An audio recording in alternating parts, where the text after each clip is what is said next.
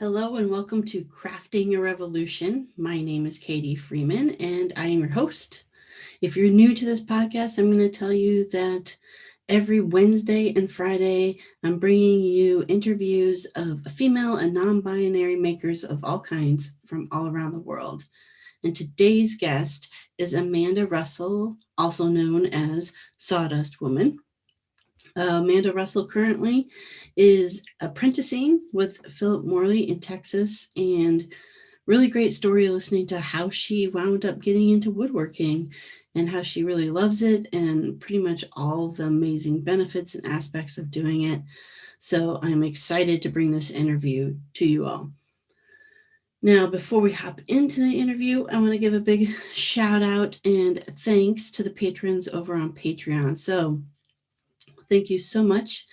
Katie at Women in Woodworking, Kevin, Lefty's Woodshop, Christy, Twisted Twine, Jeremy Spees, Sammy, Go Sammy Lee, Sven, Dwarf Size Workshop, Rachel, Moody Makes, Bonnie, Tool Mom Bonnie, ToolMomStore.com, Laura, Oakley Soap Company, Mary Lou, Made by Mary Lou, Brandy, Studio Obey, Lee, The Rainbow Carver, Ellen, Little Bear Furniture, and Ethan Carter Designs.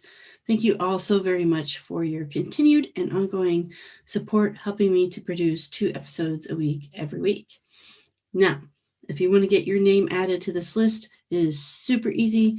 Head on over to patreon.com/crafting a revolution, or even easier, you can follow along on Instagram at crafting a revolution and hit the link in the bio. Super easy. Join on up with the revolution and become a patron to support the podcast, and your name will get added to this list. Also, big shout out and thanks to Wall Control and Hang Time, who helped me put together my podcast studio for you all to bring you better, more content every week. All right, with no further ado, here is Amanda Russell, or the Sawdust Woman. Um, well, Amanda, I like to start by having my guests introduce themselves. So, would you please do that? Sure. So my name's Amanda Russell. I go by Sawdust Woman on Instagram. I've been woodworking for about 5 years now and currently apprenticing with Philip Morley. And yeah, I'm pretty new to this, but it's been life-changing for me. I highly back the therapeutic value of woodworking. Mm-hmm. And yeah, I love what I do. Awesome. Well, I'm going to start by asking like a big question, and then we'll narrow it down. So my big question is I want to, know your story from like, where'd you grow up to like how you got to where you're at right now. Okay. Yeah. So I grew up in El Paso, Texas. I have 2 siblings, single dad most of my life. And so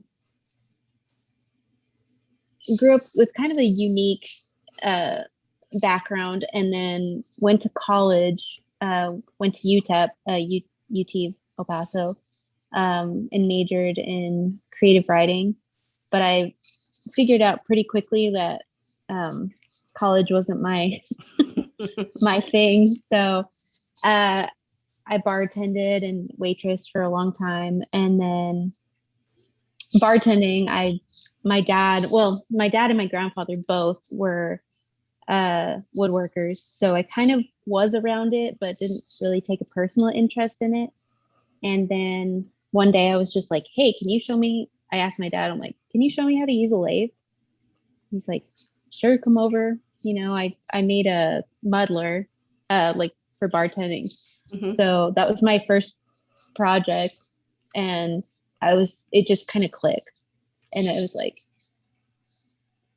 okay, this is it. Like, this is the first thing I've really connected with. And in El Paso, there aren't a lot of resources for there aren't trade schools, there aren't I went and joined a woodworking club there, and it's, I think they were like, you're the first like woman and like person under the age of 50 that's like come in here in a long time. Are you sure you want to do this kind of thing? And I was just like very quickly discovered, yeah, maybe school would be the best choice. And so I kind of packed up everything and moved to Austin. And Austin Community College has like an amazing woodworking certification program, which I didn't know at the time. I just thought, okay, well, I can afford this. I can jump into it. And so glad I did. Jumped into that program. It's about a year long, and then ended up being where I met Phil, who's now my mentor. And about 6 months after taking a class with him, he was like, hey, do you want to jump in the shop and help me out for a little bit? And it's like, absolutely, but yeah, straight out of woodworking, I went to a sawmill. Like I thought, okay, logically, like I want to know where wood comes from, like how it's cut down, how it's dried. And I was super grateful for that experience. But yeah, that kind of the beginning of it. Gist of it. Yeah. So I mean, starting out going into like creative writing, like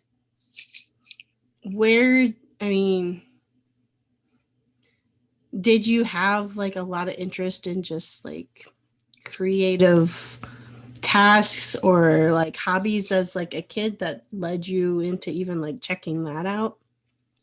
Oh yeah, absolutely. Yeah, drawing from a young kid. Yeah, drawing and writing. I was like really big into poetry for a long time. Mm-hmm. And so, yeah, creativity has been around my whole life. Yeah, I mentioned like my grandfather was kind of a jack of all trades, and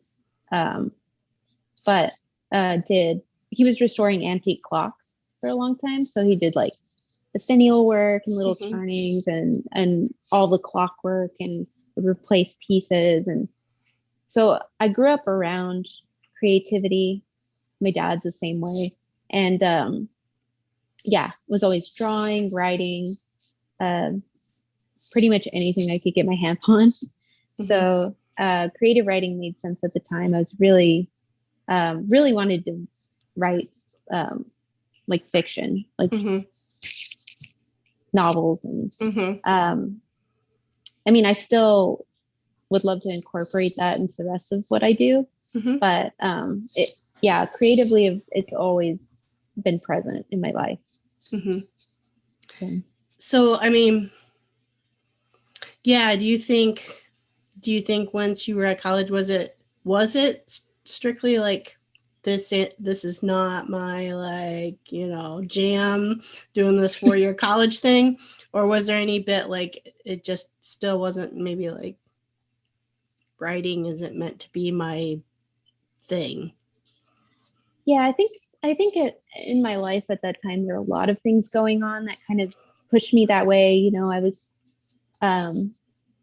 living alone and kind of like making it day by day, but also I was a graphic design minor as well. So I was taking art classes and doing like hands-on stuff, but it was very abstract. Mm-hmm. And I think what I love about furniture making is there's a precision to it, but in creative direction as well. Like I do like structure mm-hmm. and creative writing, I didn't completely dive into it. And part of me getting into woodworking was, with creative writing, I was like, I need something I can do with my hands that will allow me to kind of let that flow happen in my brain. Mm-hmm. So like originally getting into woodworking was also like pushed by, I want to be a writer. And I wish I could remember where I heard this, but it was a famous writer talking about how he was a janitor, and he was like, I do the most mundane things day to day, so my brain can just be fresh when I go home mm-hmm. and write. And so I thought, well, yeah, let me think of something dexterous I can do mm-hmm. that will allow me to have that creative freedom elsewhere. And then it just turned into something I really loved. Mm-hmm. anyway. So I mean, I definitely get that. I mean, it's no different, I guess, than like, you know, like I'll take like a long drive or just like go for a long walk or even just a shower sometimes is like enough mhm. to like get my brain thinking on projects. Though sometimes I like intentionally don't do those things, so then like I have a like mile long project list as it is, and I don't need to add anything to that. Yeah, I understand that. But it's also But good to help figure out like, when you come up with an idea, sometimes then you got to figure out how to actually put it together, and that takes mhm. time to think through as well. Um, Right. so did you ask your dad to teach you how to use the lathe because you had that specific project in mind, or was there something like you thought turning would be something you really enjoyed? So that was super specific, and it just ended up kind of expanding. Then I was turning bowls like the next week, and just like, yeah, I had no idea that I would just, yeah, that it. I had nothing in mind at the time other than Mhm. that one thing. I was like, I think I could do this on a lathe.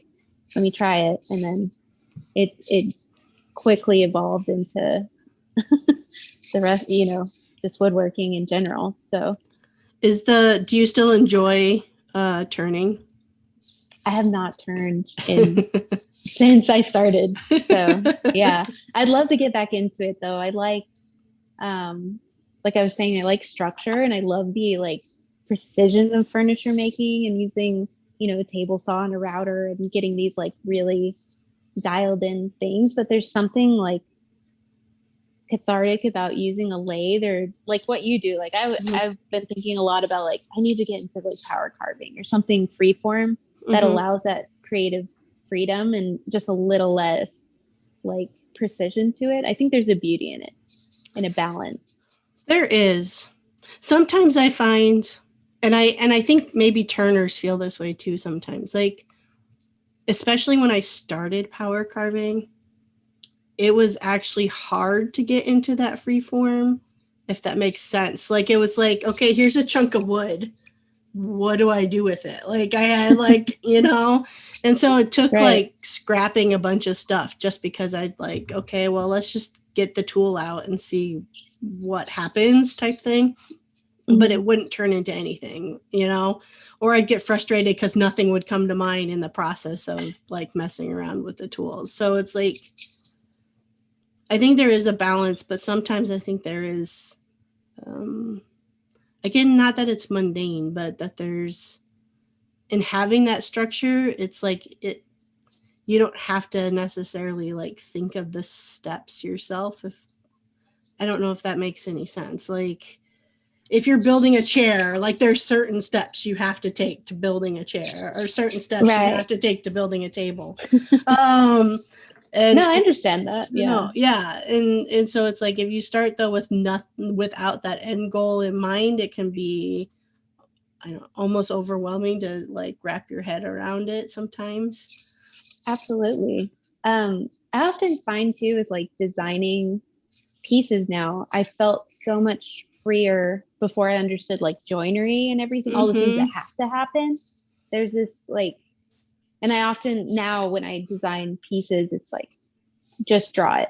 Think about the joinery later. Don't think Mm-hmm. about my mind often goes Yeah. to the how it's going to happen, and it's limiting. It can be Yeah. limiting. So it is a really difficult, and I can't even imagine. Like I think I would enjoy the power carving as, I mean, it looks fun anyway, but like as an exercise as well Right. on just letting go and like Yes. letting that creative process happen. Yeah, So absolutely. I mean, it took time. It took time to get to a point where it's like now almost I still have a few chunks of wood in my shop that I haven't necessarily like where I still can't see what I want it to become. But mm, for the most part, a lot of the, logs and stuff, like there is a specific purpose in mind Like when I picked that out, like I know exactly what I want to make with that. I might not know all the details, but I know in general like what I want to make out of that specific piece of wood. But it took a long time to get there. And so it's like when people will ask me that, like especially people who aren't in woodworking or any creative field at all, when they're like, how do you see this finished thing out of that chunk of wood you started with? Like, I don't even know how to answer that because it took years of like being able Right. to Yeah. let my mind work and to understand like what I actually needed out of a piece to make a bowl, or what I actually needed out of a piece to make, a table or chair or whatever. Like it takes time to hone those skills. And I don't know if that's something you can ever teach somebody else Right. how to do. I don't know. And I totally get what you're saying too. Cause like when you have classes, it's not, it's like I work with Austin School of Furniture, and it's kind of the same thing. And I've always said like the beauty of woodworking to me, and why I would think I was so drawn to it, is because, I mean, you're working with a natural material. Mm-hmm. There's an element of it that's out of your hands completely. Yep. So I can do every single step right, and it, perfectly, and it could still not go well, Yep. And there's a respect, like a mutual respect for like understanding how wood moves, understanding, like, I don't know if I could look at a log and like really, you have to really understand what's going on underneath as well. Mm-hmm. With carving, I'm certain that's how that works. Like it is just really when you start breaking apart the material, that there's a lot of elements that are completely out of our control. Yeah. And that's such a hard thing to explain to people. And it is. It's an exercise as well, like learning to let go and being like, and I kind of parallel it to life. I don't want to sound too like, but it is, there's this element of like, this is out of my control, but I can do the best I can with it. And exactly. Yeah. In that aspect, I find woodworking so therapeutic in that way too. Yeah. Because it's not like steel where it's like if you cut it and it's not going to go too crazy. Right. It might go haywire, and it's not your. It's I tell quite a few people, especially beginners, that the only thing I can guarantee for them with their project is that something will go wrong and you will have to problem solve. Like that is, and that's every project. Like I think even the, experts in our field would agree. Like they've just had more years of problem solving, so it doesn't seem as drastic maybe to them when something doesn't go right. Hey makers. So today's podcast episode is sponsored in part by Alicia Van Osdal, who is the owner of Basil Blue Design Company. Alicia is a maker of all things, really. Her focus is on beautiful craftsmanship through woodworking, repurposing, refinishing, art, and sculpture. Her background includes 30 years of graphic design, logos, and branding.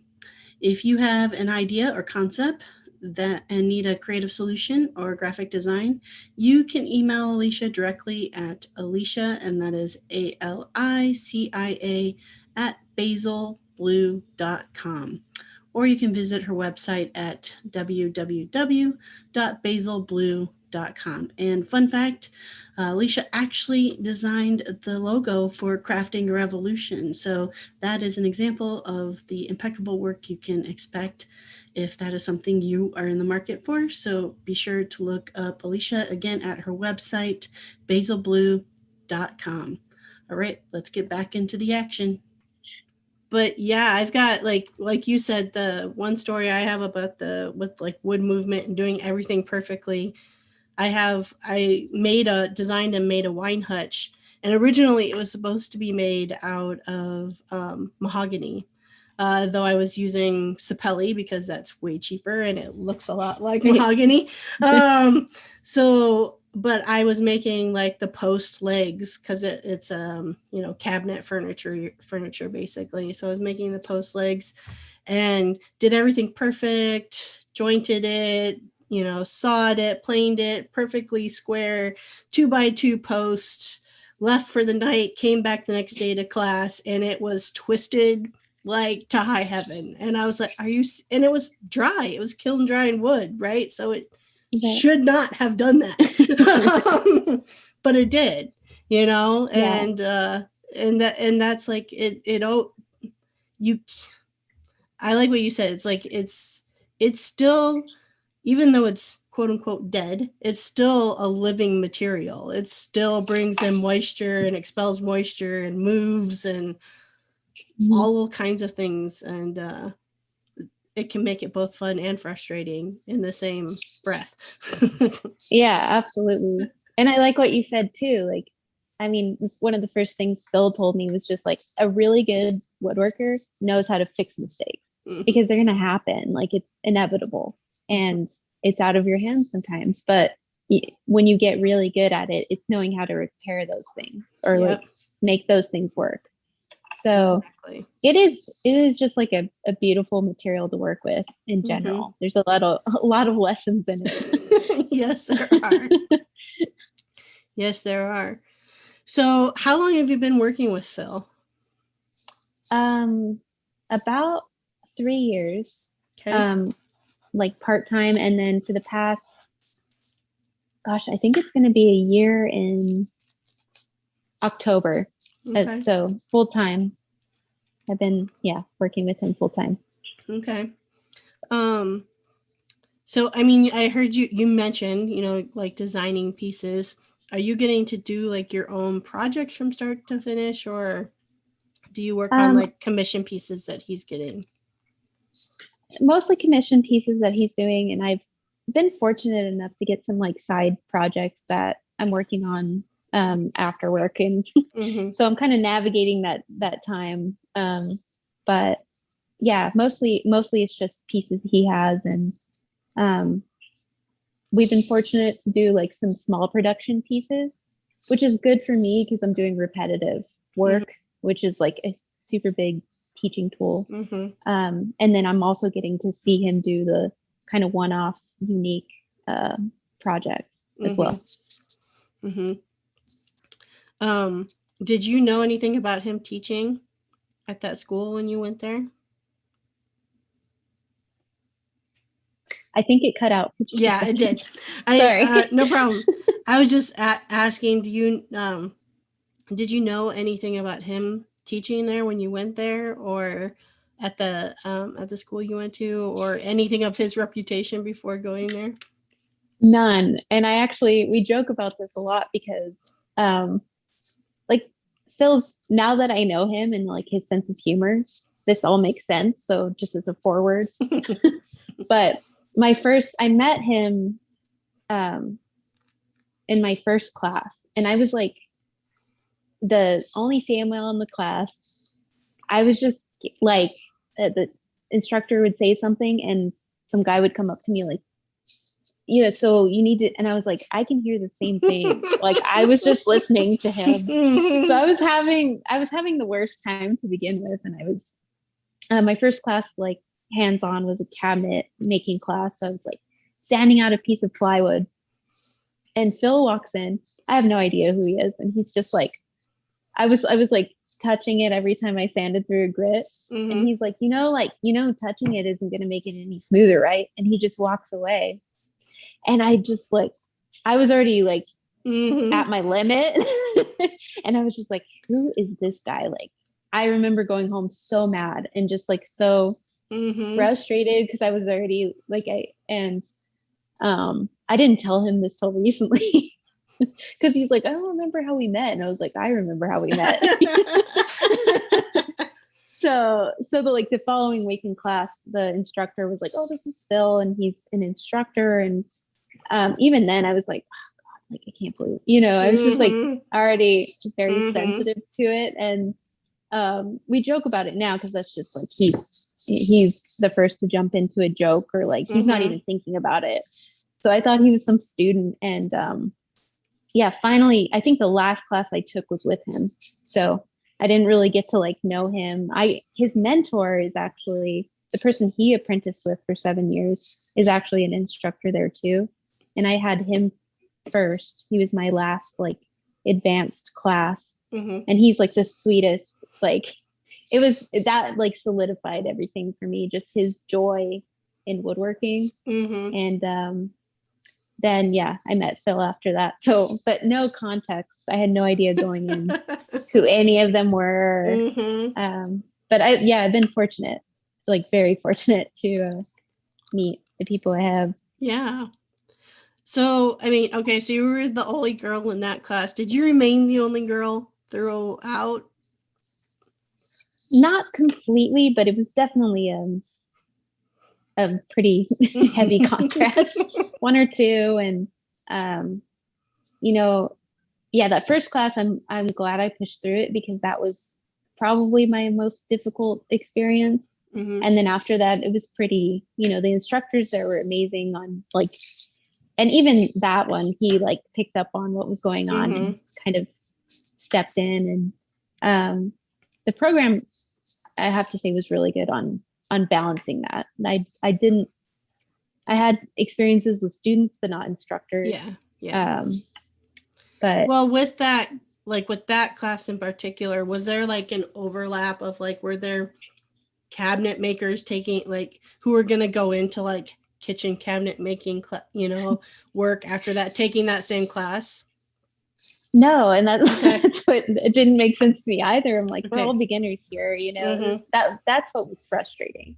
And because I'm always open to like, hey, if you know more than me, I'm fine with that. Yeah. But it was more of an element of like, was it mansplaining?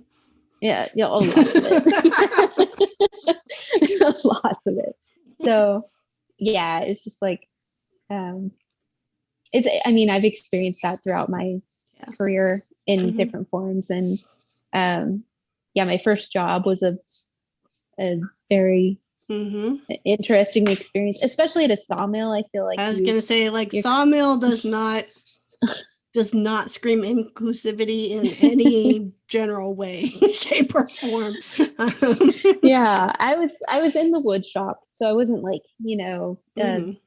out cutting down trees and stuff. Mm-hmm. But even in that aspect, it was I dealt with sales and I dealt with clients, and it was always like, wow, it's amazing you're doing this. And I'm like, wait for it, because you're a girl, yeah. And I'm just like, or like I often had like, wow, they let you use that table saw, and like just it was so frustrating going in. And I feel like my first reaction to that was wanting them to ignore that I was a woman and just be like, take me for face value, like my skill.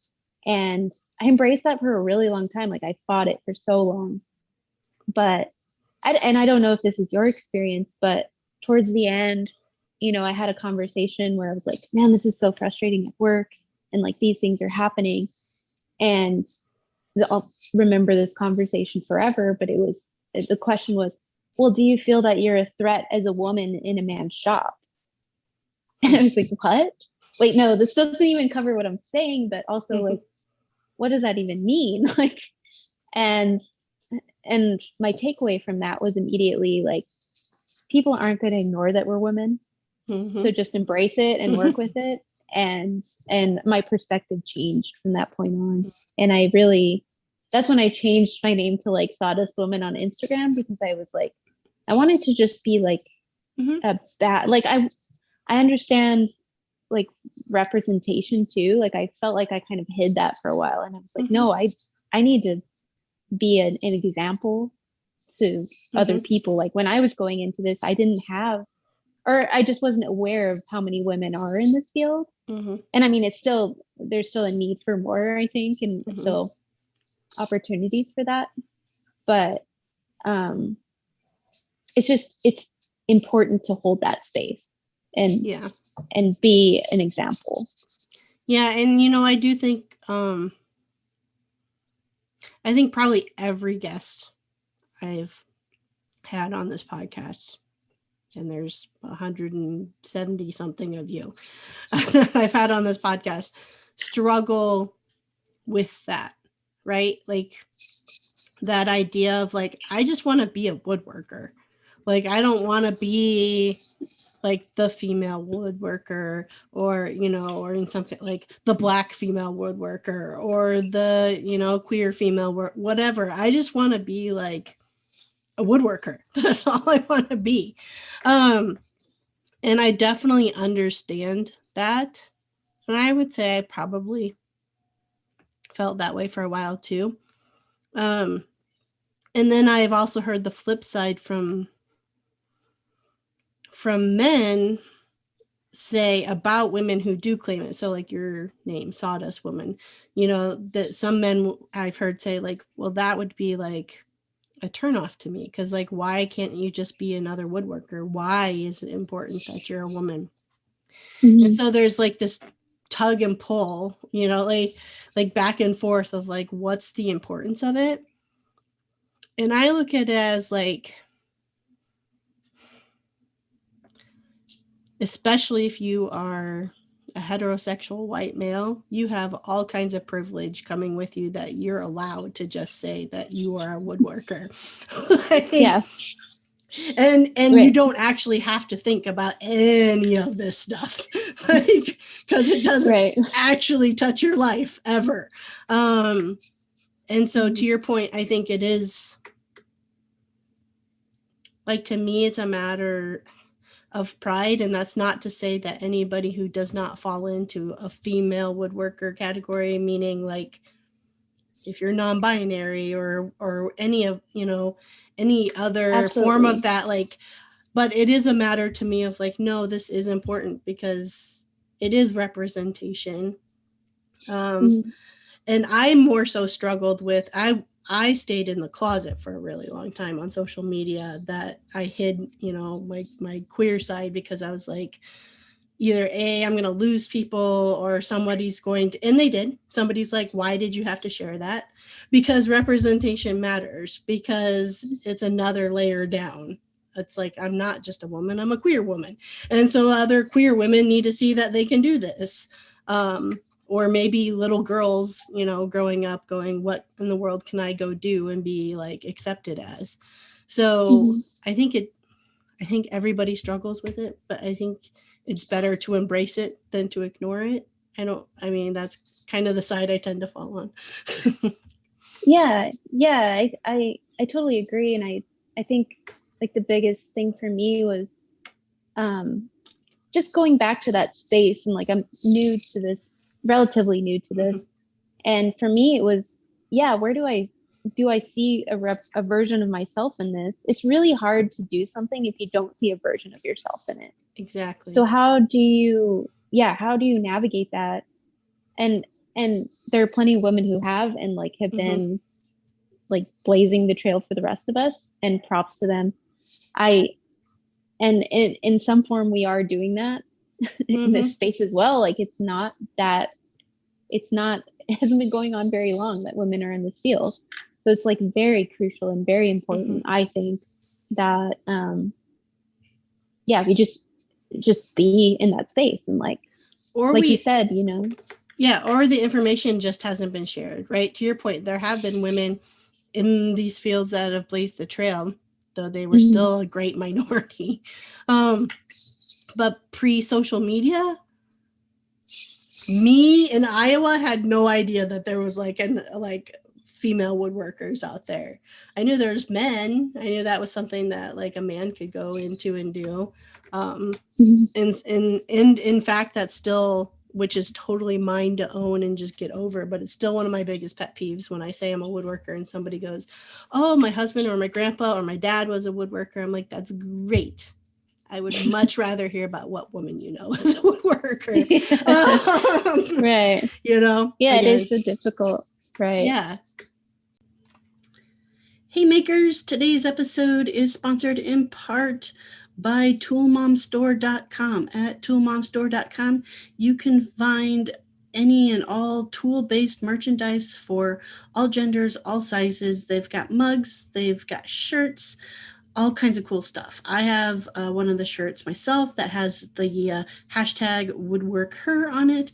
And I also have a couple of the mugs that define what and who is a tool chick. So super excited with the merchandise that I have. I know that you will be satisfied as well. And also, great discount for those of you who listen to the podcast. At checkout, if you enter the code MAKERMOM, you will get a 20% discount off any of the merchandise that you buy. So that's just toolmomstore.com. All right, let's head back into the action. Yeah, not to discount like all the women Yes. who have done this. Yeah. It's just more, yeah, I'm glad for social media for that aspect as well. Like it just did. I mean, when I started, Instagram was a thing, but I wasn't really aware of the community. And I mean, I was pulling out fine woodworking magazines. Yep. And even that is not well represented as it should be, you know? So yeah, I'm glad for social media in that aspect as well. Exactly. Yeah, and I feel that just continues to grow. And it's just easier to find each other. And given that I'm somebody who is continuously hunting, I will say that I appreciate certain hashtags and stuff, which has started making my job easier to find women to interview. So, I mean, I wanted to spend a little time talking, like you said, program was great. You didn't ever have any issues with any of the teachers, maybe from some of the classmates. And then in your first job, how's interactions with clients like now where you're at? So again, I don't do a lot of like my own projects. So I don't deal directly with clients. I have to say like teaching is maybe where I have like the one on face to face. And that's always interesting because as of now, I'm just an assistant teacher. So I think there's an element to that, but I've had some interactions that, have been a little frustrating. I think in January, I assisted a class for Phil, and he had to like third day in, I was like, hey, like, I have somebody coming to me and asking a question and I'm answering it, and they pretty much ignore that and then go to you. And I don't want to, he had to kind of address the class in a very, it was very unassuming, but it was, it was just, she knows what she's doing. Like, right. But for him to have to be like, she knows what she's doing. I have to vouch for you. Yes, it's a little, was frustrating. Yeah. And I'm not, it's a weird balance because I'm also, new at this. I'm not coming from a place of like, I know everything, but if I'm assisting a class, I'm like, I do have a skill set that I need to, you can utilize. That's the whole point of you taking this class. And so that's been the learning curve for me is like, and I'm not I'm not a loud person.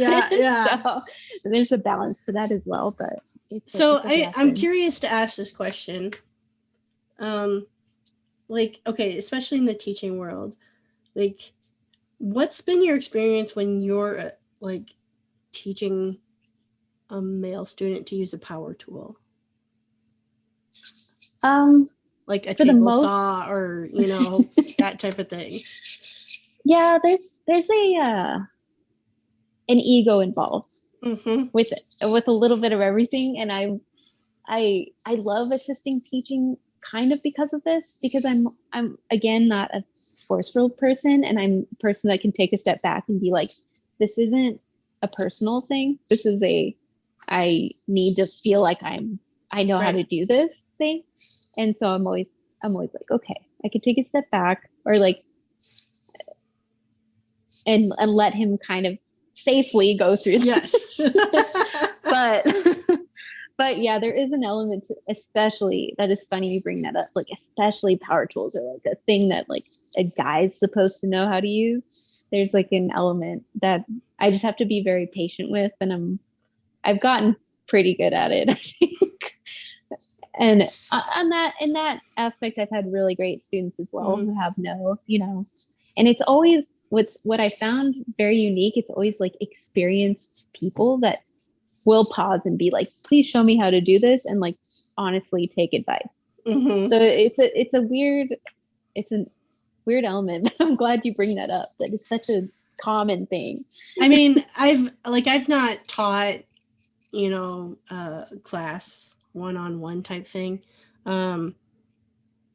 But there's two things like I noticed, because I also, took furniture classes at a community college. That's where my formal kind of training comes from. And so I was always a student. But the kind of student I am is I tend to end up the teacher's pet, and I tend to end up becoming a non-paid assistant teacher. Just because I listen well and then I can, I can give that information. But I struggle, like I actually only, there were certain students in the class who, like we became friends, right? And so then they could recognize like, oh, Katie actually really knows how to use this tool. And so like they could like come and talk to me about it, and there was no issue because it was like a mutual respect, and I would do the same if there was something they knew how to do or had more experience with.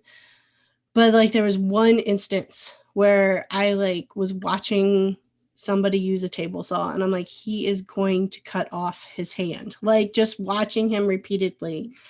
And so I went up and I just gently was like, hey, you might want to try it this way, just because it could be safer. And like the disdain that came off of him, because I could tell, because I mean, I actually went up because he was quite rude and disrespectful about it, about me saying that. And so I went and told our professor, because I was like, he really is doing something unsafe. And so I think you should go over there and address it. Like, yeah. And he did, and the teacher gave the same correction I did, because that's the teacher I had learned to use the table saw from.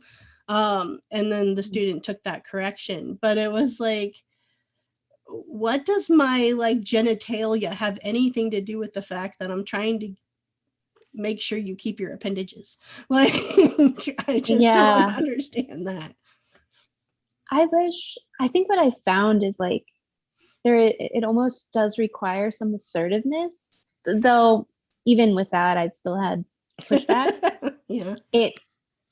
There is some, I don't know, but it is that, like you brought up again, like there's things that men don't have to think about. Yeah. I have to be like, I have this balance of like, I'm really not an assertive person, and I really shouldn't have to be if I'm like in that space. So and it appeals to some people, but some people just need like a no, like you cannot do this. But there is, even if you had said it that way, there's still that element of like, he might have responded even worse. Like, well, and that's just it, right? It's like something you have to think about. If you're too assertive, you're a bitch. I mean, that's what you're seen as, right? and if you're not assertive enough, then we can walk all over you. So it's like, again, the other, male gender do not have to think about this, like, ever. Yes, absolutely. Because it's not questioned. And it is hard. I mean, to your point, like, so there was one in that school, the only female staff, like female professor, she taught finishing, and she taught both finishing classes. She was phenomenal at it, but that was all she taught, right? And then the other like assistant, there was one female assistant, and she assisted for the turning classes. And I just remember how brash I felt she was. Like, and she was way harder on me, the only female in the class, than any of the guys. Until I flat out had to, and it happened to be, I was like first trimester pregnant in this class. And so I was like dealing with like queasiness and having to run to the bathroom like 50 million times. And so I had to pull her aside and be like, just look, stop. Like, I know you have to be this way with the guys, but you do not have to be this way with me. And I always looked at that as like, because I had teachers who were like, Katie, you should go into teaching. Like, I think you'd be good at it. And I would look at her as my example and be like, but I don't want to have to become that when that's not me. Like, I don't want to have to become what I felt was like very brash, in order to get somebody to take me seriously. Like, I actually can know what I'm talking about and still be soft spoken and still be like, me. Like, Yeah. Yeah. Did that instructor like respond pretty well to that, or? She did. She did. And I think I pulled the pregnant sympathy card a little bit. No, I mean, like, use what I wrong with got. that. Yeah, use what I Yeah. got. Yeah, she kind of backed off a little bit. And again, I think eventually with time she saw it's like, if you're not super harsh with me, like I'm one of those people who like gets through the semester's material like a quarter of the way through this. Like, that's just who I am. Like, I enjoy learning, and so I'm just going to keep going unless you're stopping me. And so I think once she figured that out, and it was like, oh, if I can be like nice to this person, like she'll do better. Yeah. But I also got it because like her brashness was kind of like, I hate using this term, but it was like she was like the mom of the shop, right? And she was constantly like having to tell the guys to clean up after themselves, or like, put your own shit away, and like stuff like that. Right. Which she learned shortly after the first few weeks. She never had to tell me I was gonna do that. It's like, you don't have to tell me those things. So I don't know. I mean, I'm just curious, like, do you see yourself going more into teaching? Do you see yourself having to change yourself in order to do that? I would love to teach. And I actually, again, in January, I assisted a class, and it was a big learning moment for me because, yes, like it was discouraging because he had to like validate me. Right. But by the end of it, there was also, and I still remain myself. And there was we get feedback, like anonymous feedback. And one student was like, Amanda's letting, she knows more than she's letting on. And I was like, okay, so maybe I don't have to hold back on the confidence aspect. I think like maybe if I can balance the confidence and still be soft spoken and hold that space, I actually think there's an advantage to it because I've also assisted several like beginning classes where I've had both men and women come up and be like, thank you so much for being like patient and more like soft spoken. Like, I just need that. And I think, we're not for everybody, like no matter who we are. So I think, I mean, my goal has always been to continue teaching in whatever form, but it is like, I do want to stay true to myself. And just also like, I think going forward, if I were to teach classes, is really just ask the question of like, what are you trying to get out of this? So I can address like your needs, and like, you can't do everybody, right? But I think also women are much more intuitive, and there's an advantage to that in teaching. So we have a lot of skill sets that aren't being utilized in a normal teaching setting that I think in the future I'd like to explore. And it was one of those would be like more personalized experience with teaching. Like, it doesn't have to be this like ego filled room. Like, it can just be everybody's like at their own pace a little more. Like, I know things have to move, but I think it's worth exploring. And to answer your question, I'd like to stay as true to myself as possible while teaching in the future. Do you see you staying in more of that institutionalized type teaching, or do you see yourself branching out into like teaching your own courses someday, like, in your own space? Yeah, I'd love to do that, like teach in my own space. And also, again, like, accessibility is such a huge thing. Like, I had magazines, and now like I know of Instagram, but I'd love to do like YouTube and like create content, and just because it like furniture making especially is like pretty inaccessible to people. And just like how I've been thinking a lot about how can I make that accessible to people. And if it's a YouTube video you can pull up, I would love to do that as well. I hate being on camera, but I'm also like, it's important that I do this. So I have to push myself a little bit. But yeah, I'd really love to. You get used to it. I can tell you 4 years down the line, I'm used to it now. I'm used to filming everything. And you do such a great job too. Like it brings so much joy. Like your dancing videos are just like something I look forward to all the time. I know. It inspires me. Good. And as I'll tell you, like I tell everyone else, I don't get it. I am not a good dancer. So I do not understand why people enjoy it, but I'm glad they do. So if you could, because I'm watching our time. I guess I really just want to ask, like, what is the big dream for Amanda, Sawdust Woman? What's the big dream you're going after?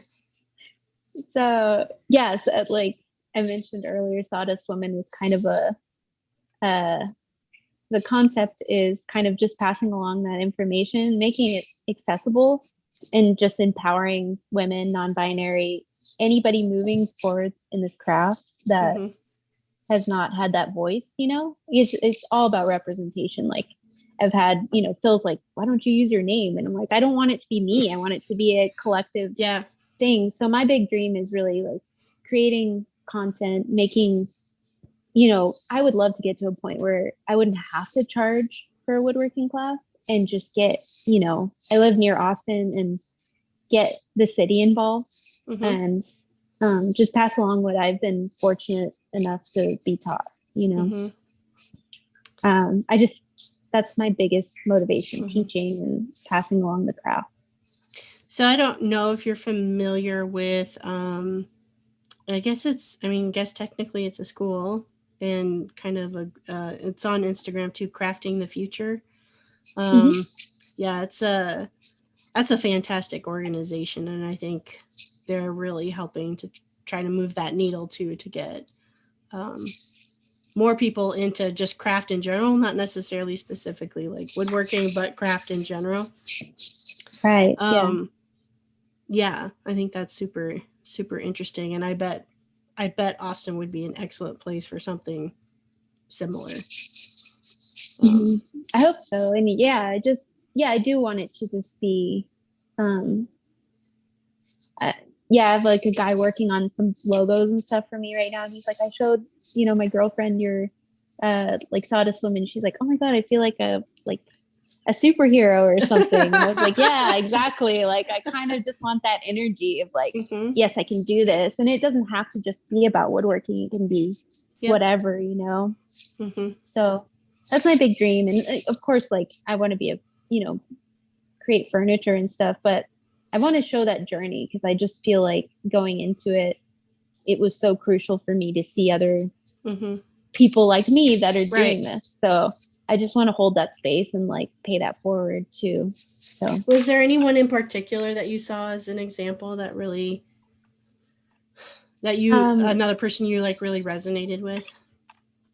So Leslie Webb, which, like, I've met her in person, fortunately, and pretty early on got to see her work. And to me, it's just inspiring. She started a tool company, like she's selling tools, and she's, the customer service is top notch, but like she's just also very present in the community and very working towards a bigger picture. So she kind of encompasses all of those things. So Leslie was really all things, huge. Yes. Yeah. I have not had Leslie on yet. That's one that's that's on my list of like trying to get her on. Yeah. Okay. So we're close enough to the end that I want to make sure you get a chance to let people know all the different ways that they can find you and follow along with you. So as of now, it's just Instagram. Okay. That's Sawdust Woman on Instagram. Okay. That's the way to find me. Awesome. And I'll include the link on how to do that. on how to find you there. And thanks for chatting with me today. Thank you so much. It was so great being on here. Yeah. All right, so that was Amanda Russell, also known as the Sawdust Woman on Instagram, and I'll include the link on how you can follow along with her in the show notes. The best way to find that is in the description on your podcast app, or if you're watching this on YouTube, check the description down below to find that link. Now, if you enjoyed today's episode, please remember to hit that subscribe button. And it's been a while, so I'm going to ask you to also head on over to iTunes and leave a 5-star review. That helps us find more listeners to learn, that will be able to learn about all these amazing makers and the stories that they share with us. So again, make sure you hit that subscribe and head on over to iTunes, especially with the new name change. It will be good to give it a little bit of a bump. All right, so when I'm not making podcast episodes, you can generally find me designing and making furniture over at freemanfurnishings.com or at Freeman Furnishings across all of the social media platforms like TikTok, Instagram, and YouTube. I'm active on a semi-daily basis on Instagram and TikTok, though. That's where I'm most active. So if you want to see what project I have currently going on, go check that out. Right now, there's a lot of content around moving shops, but I also throw in some fun stuff in there too. So hope to see you over at Freeman Furnishings or at Crafting a Revolution on Instagram as well. And it's Friday. Hope you all have a great weekend. And remember, let's craft a revolution. She, her, them, they got something they wanna say. Solution for the toxic masculinity. Pollution is the constant evolution of the